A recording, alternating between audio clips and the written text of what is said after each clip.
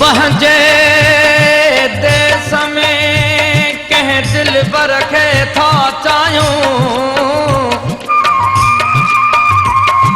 उन जी याद सां परदेस वसायूं वेठा आयूं। आहे इदरीस अखियुनि खां दूर त छाहे, रखियो रूह में हुनखे हरदम वेठा आयूं।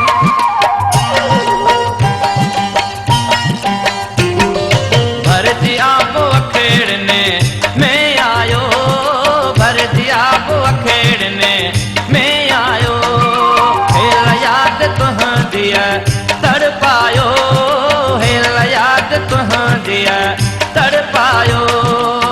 देश में तू तो खुश रही, परदेसी काॾे वञे नथो ख़त पट कोई लिखी, न कॾहिं हाल थो पुछी, पाण थियो तूं पको वाया कंहिंजे चए आहीं, यार लॻो कंहिंजे चए आहीं, यार लॻो।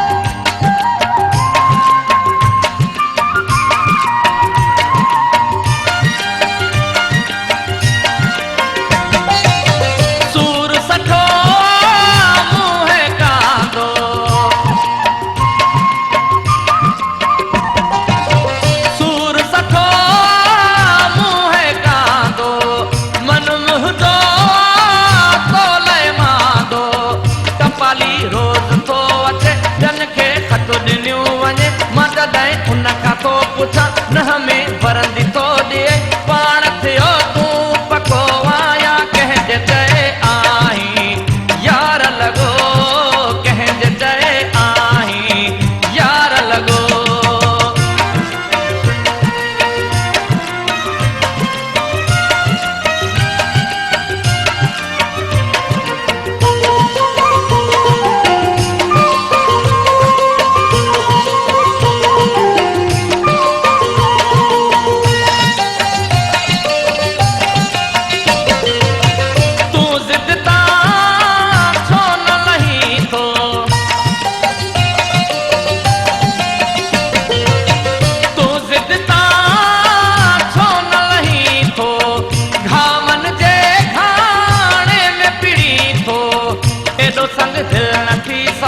वफा दे बदले दे वफा, हर दिल में थोरो रहम, मूंखे एॾो न दे तूं गम, पाण थियो तूं पको वाया कंहिंजे चए आहीं, यार लॻो कंहिंजे चए आहीं, यार लॻो।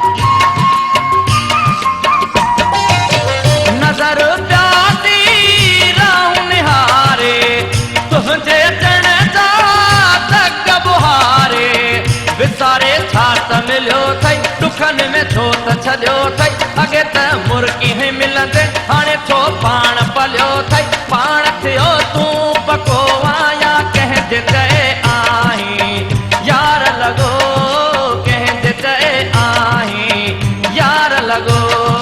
हेल याद तुंहिंजी तड़पायो, हेल याद तुंहिंजी तड़पायो।